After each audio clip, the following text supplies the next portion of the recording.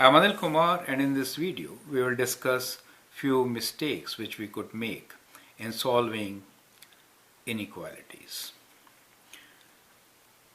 Question before us is solve 2 minus 1 over x less than 3. Graph the solution on a number line. So in this particular case also I'll provide you with incorrect solution first, and then let me write down wrong solution,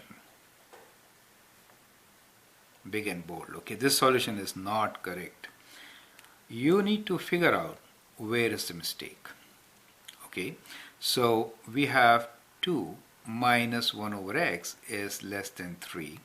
So I will add 1 over x on both the sides and subtract 3. So I get 2 minus 3 is less than 1 over x. And 2 minus 3 is minus 1, so minus 1 is less than 1 over x. Now I can cross multiply, I can multiply both sides by x, right? So we have minus x is less than 1, and when we do multiply by minus, we have to change the sign. So we get x is greater than minus 1. So we get this solution that x is greater than minus 1. On a number line, I can show this solution as, let's say this is 0, then the solution is that if this point is minus 1, let's say, then all this is part of our solution. So that is the solution which we have received. Okay, let us test. So if you test the solution with few points, let's take value 0 itself. Well, if I take 0, then 1 over 0 is not defined. Oh, so 0 is not a solution. So that is our first mistake. Whenever you have this kind of a function, you have to identify restriction. So you write down x is not equal to 0. So that means definitely this is not part of our solution. Okay, now let us take a value which is, let's say, minus half. Okay, if I take minus half, then 2 minus 1 over minus half, minus minus becomes positive, and what do you get? Well, let's calculate and check once again. So we get 2 minus, if I write x as minus half, I actually get 2 plus 2, and that is 4. But 4 is not less than 3, right? We know 4 is not less than 3. So minus half does not work. So it also does not work for us. Okay, let's try another value. Let us say we try some positive value. So if we try positive value, it works, right? So definitely this part is incorrect. So there is a mistake here. Now it's up to you to figure out what is the mistake and how could we commit it. Think about it. Well, the solution is here at this stage, when we times by x on both the sides, we were not really sure whether x is positive or negative, right? If x is negative, we have to change the sign, correct? So that means we have to deal with this function in two parts, one when x is negative and one when x is positive.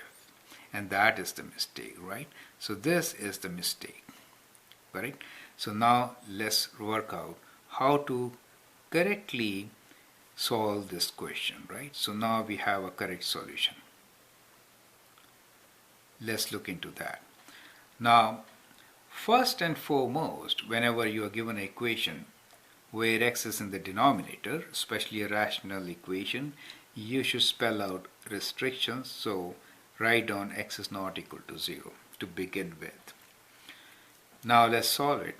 So it is 2 minus 1 over x, which is less than 3, and we'll follow the same strategy to start with.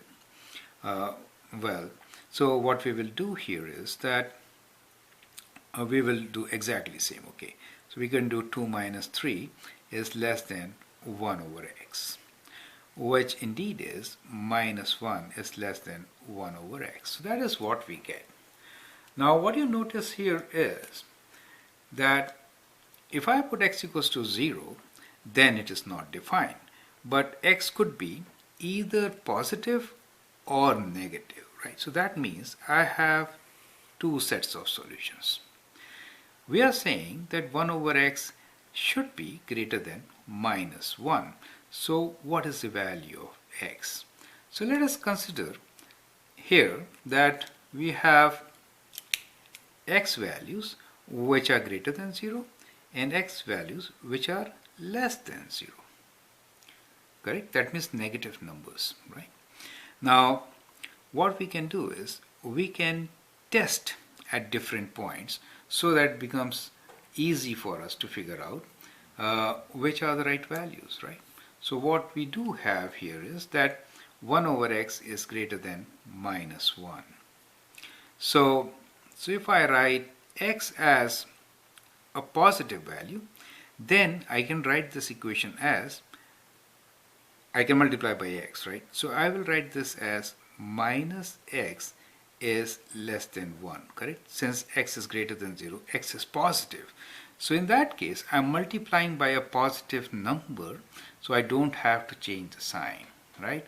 Since x is positive.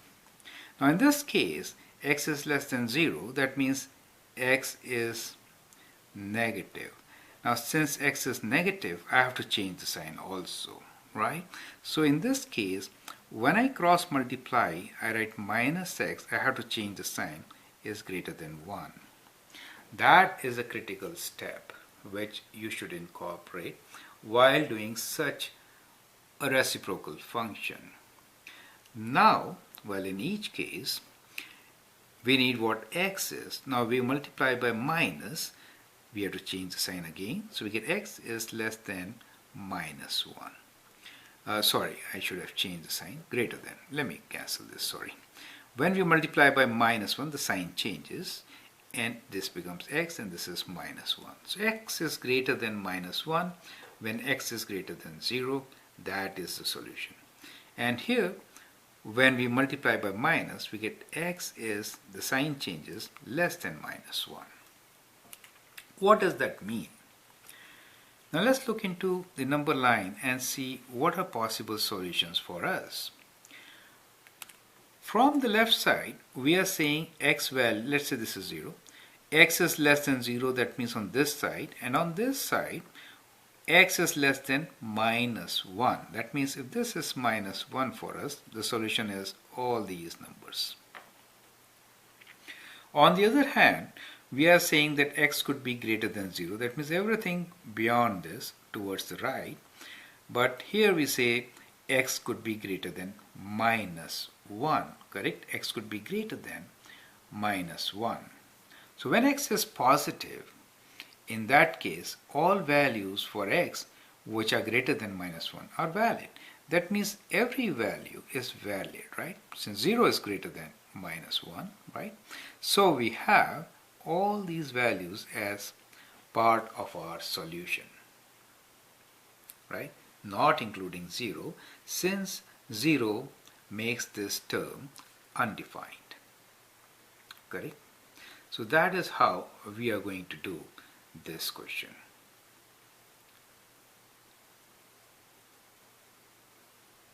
I hope you understand and appreciate it. Correct?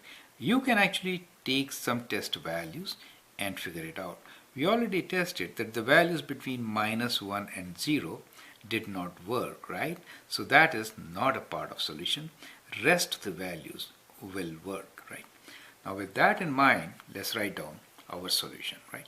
So we have a solution here, and the solution is on the number line is already shown, and in interval notation we can write from minus infinity to minus 1 and union from 0 to infinity, right? So this is part of the solution for the given inequality. I hope you understand and appreciate it. Thank you and all the best.